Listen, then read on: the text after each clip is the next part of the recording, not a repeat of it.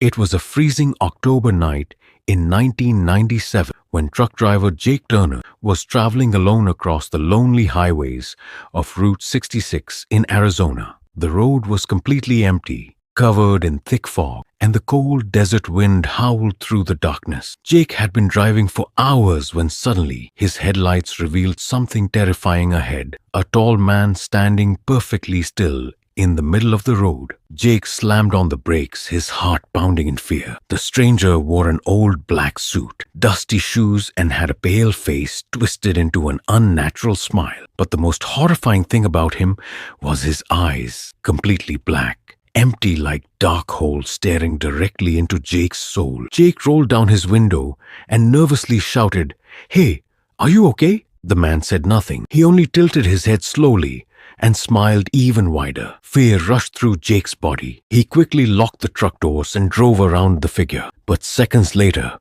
when he looked into the rearview mirror, the man had vanished. As Jake continued driving, his CB radio suddenly exploded with loud static. Then a weak whisper came through the speaker. "He's in the back." Jake froze. His breathing became heavy as he looked behind him into the darkness of the trailer, but he saw nothing. Suddenly, the truck lights flickered wildly, and the engine began losing power. Then came 3 terrifying knocks from the trailer behind him. Bang, bang, bang. Panic took over as Jake pulled into an abandoned gas station that looked forgotten for decades. Rusted gas pumps stood under broken lights while old metal signs creaked in the wind. Holding a flashlight with shaking hands, Jake slowly walked toward the trailer. The metal doors were already slightly open. With fear building inside him, he pulled the doors wider and stepped inside. What he saw nearly stopped his heart. The trailer walls were covered with dozens of old photographs of missing people from different decades. Men,